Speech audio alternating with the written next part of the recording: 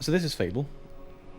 At the beginning of the game you start off as a child, and this gives us the opportunity to let you play various elements of the game in a kind of a much smaller and easier fashion. Fable's all about it kind of interacting with people and allowing you to choose your own path and do good and evil things, and it's all about the kind of the fun of interacting with people in whatever way you want. And when you're a kid at the beginning of the game, we use that to kind of introduce you into the different concepts. So you've been told that you've got your sister and she's got a birthday, and you've got to go and do good and bad deeds around the world to earn enough money to go and give her a present. So if when you go and talk to this kid over here, she's lost her little teddy bear, and she can't remember where it is. If you find it, then you'll get a reward and you can go and buy your sister a present.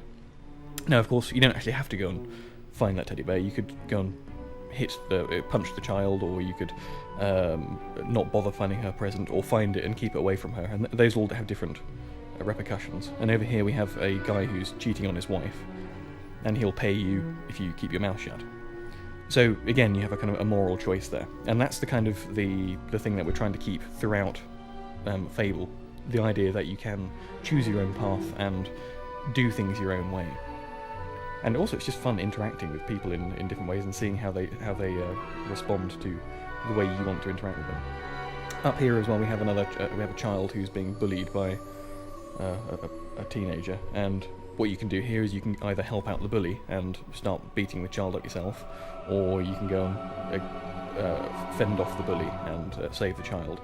And either way, again, you get rewarded, and it's entirely up to you how you play that bit of the game. So, as I say, what we're doing here is we're teaching you the basic concepts of the Fable and the freedom that gives you.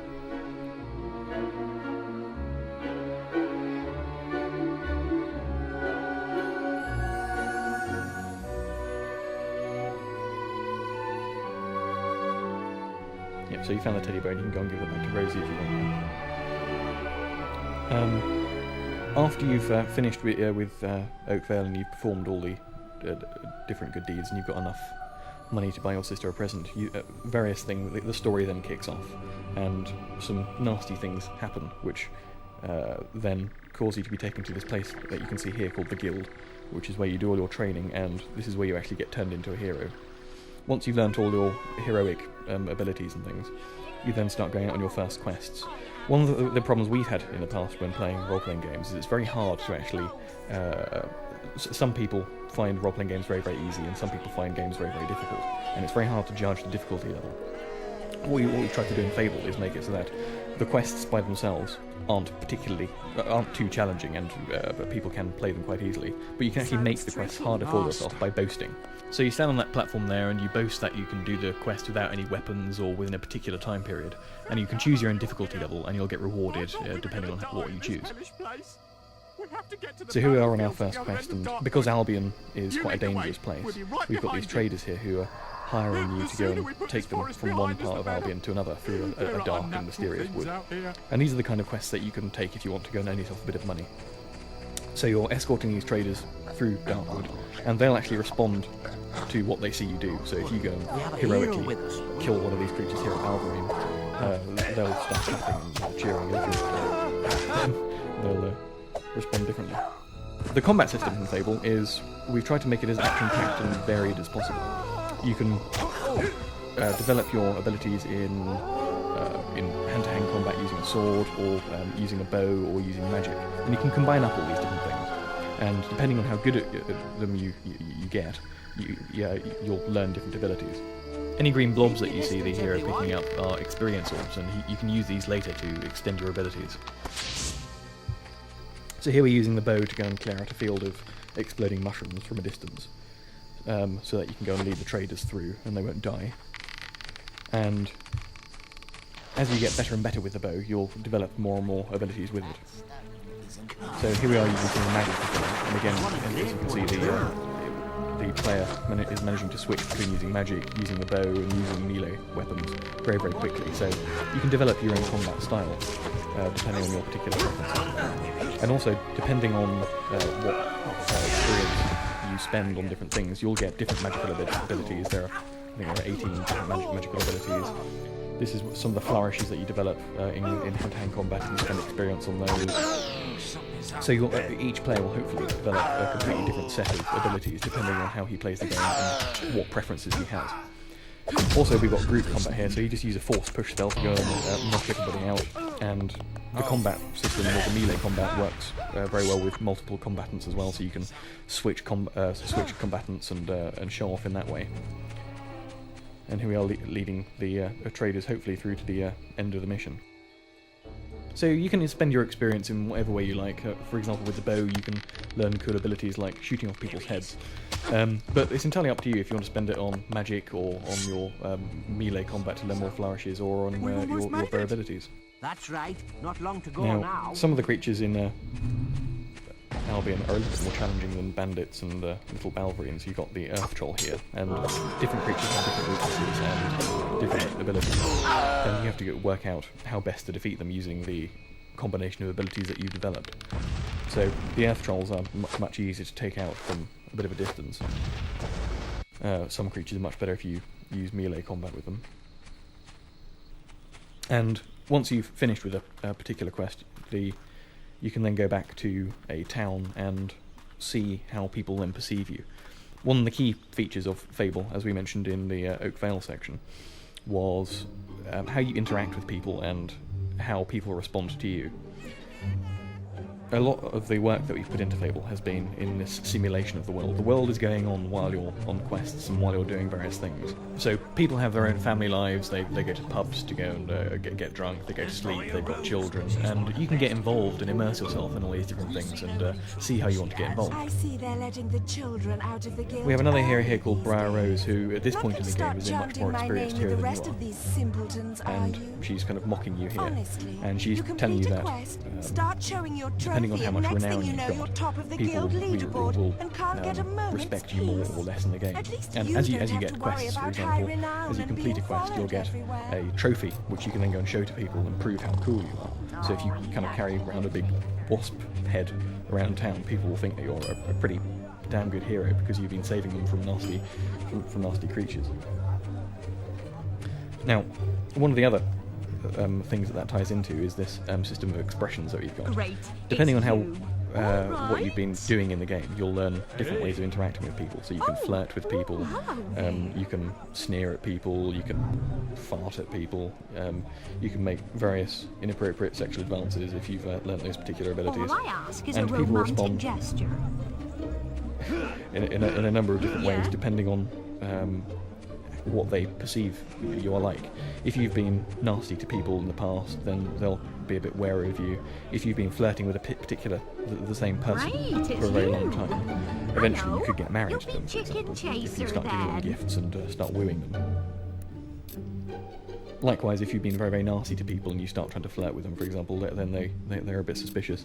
And it's also all based on your appearance and your renown as well. So if you wander around town naked when nobody knows who you are and start trying to flirt with people, then they'll just find it funny. If you start being nasty to people while you're wandering around town while you're naked, then they'll just find it a bit creepy, really. Please obey the law while But as I say, it's entirely up to you what you do around town, and because you can interact with the social systems that are going on, you can, for example, wander into a school while you're naked, and just to see how children would respond to you. And they just find it funny at them. But if you start then kind of sneering at them and being nasty, then they find it a little bit more scary, and they'll be a bit more aware of you in the future. Things change quite a bit if you're more famous and you've been doing cool things around the world.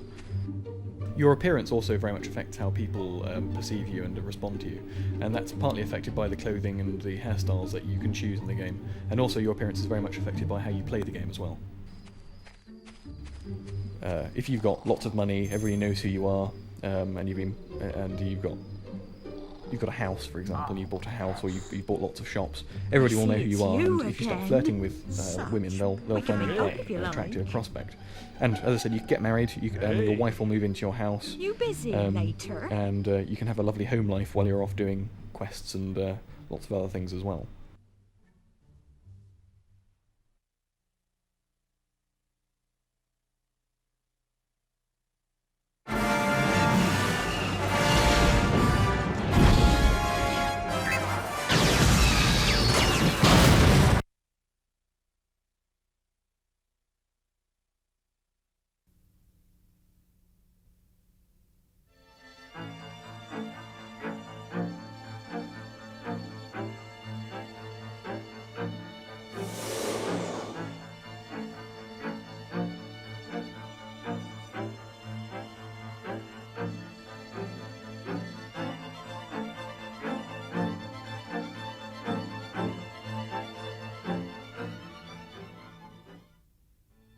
before Confounding Factor, I was working at Core Design, and while I was at Core Design, that was where I came up with the design for Tomb Raider and Lara Croft.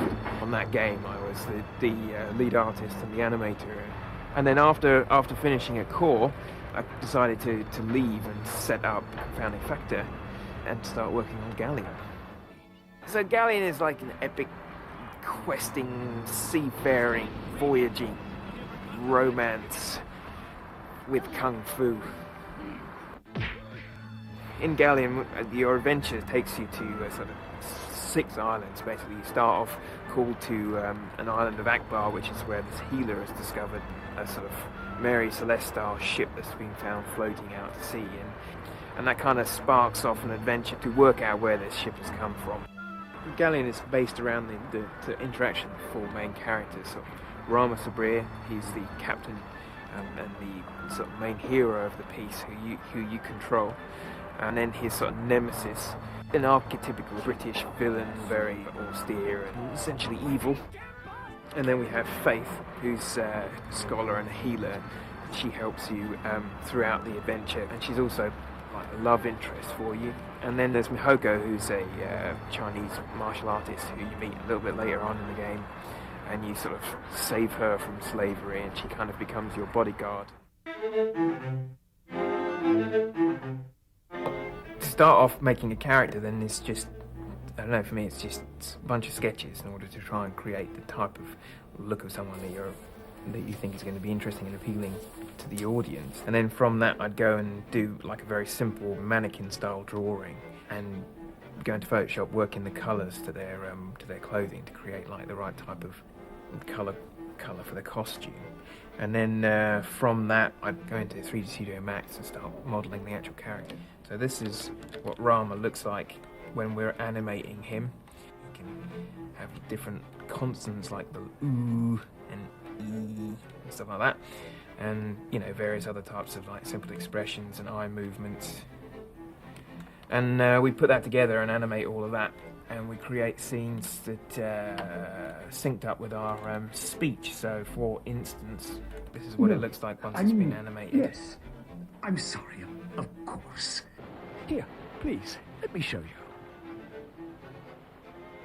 We can actually play the game in our editor, which allows for us to immediately find out how the changes that we're making affect Rama. So, for instance, if we run Rama onto this piece of geometry, this is the polygon that I was editing before. And I should actually be able to edit it while he's standing on there, even. And then we can actually see whether or not he can actually still walk up that. You can see slightly sliding his feet now because that's becoming too slippery for him because it's too steep. But then I can shift it back down again and he'll have no problem walking along it.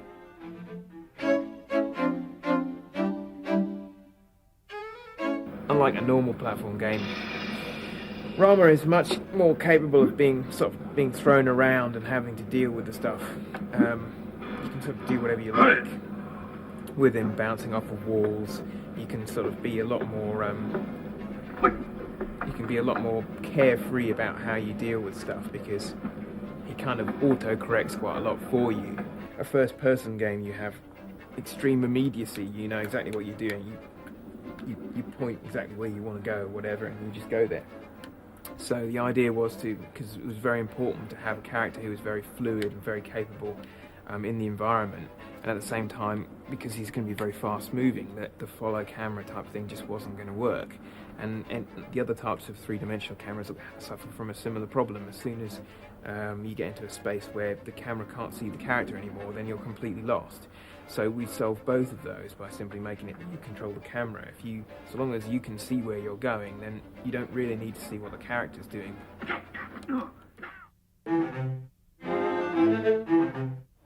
I think it's turned out brilliantly, to be honest. The way the character interacts with the environment and the complexity of the movement system is far in advance of anything else which goes on in other games.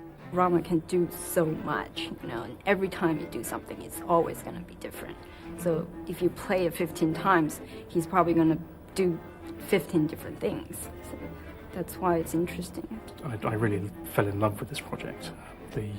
I love the story and the sort of dynamism of the action. I love the movement system and the way everything's done. Galleon's coming out in June on the Xbox, and I'm just hoping that people will, give it a chance, give it a play, because it's something different and hopefully something that people will, enjoy.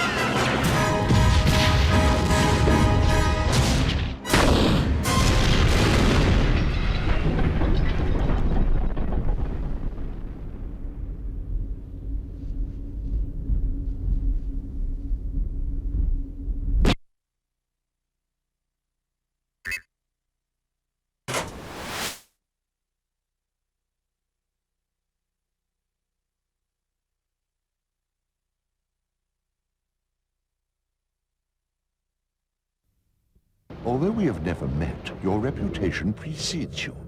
In fact, your name has become quite legendary in these parts, and it is because of this that I'm writing to you. I have recently come by an extraordinary object that I believe came from somewhere within the Forbidden Sea.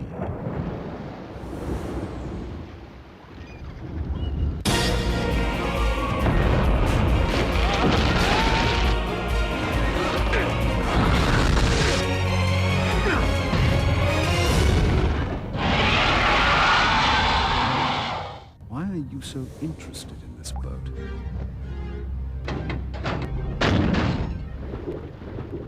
Pleased to meet you. Thank you. You saved me. Again? Thank you. Jabez chose the path of murder. Will you follow him or your father? Release Faith! Now!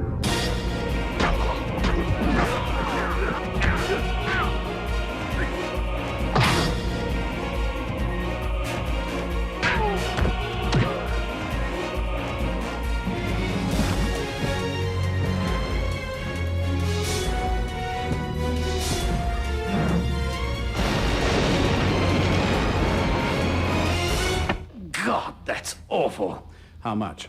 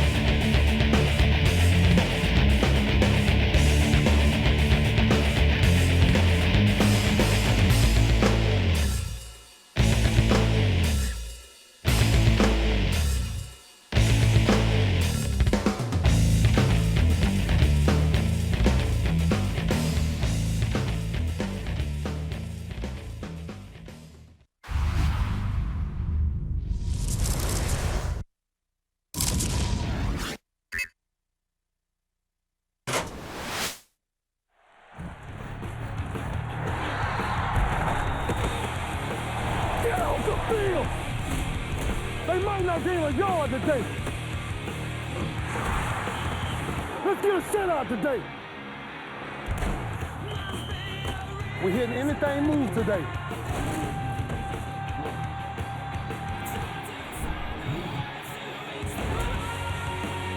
It's a man's game. Man, we live for this. Fall down! Defense wins championship. Defense! Madden NFL 2005.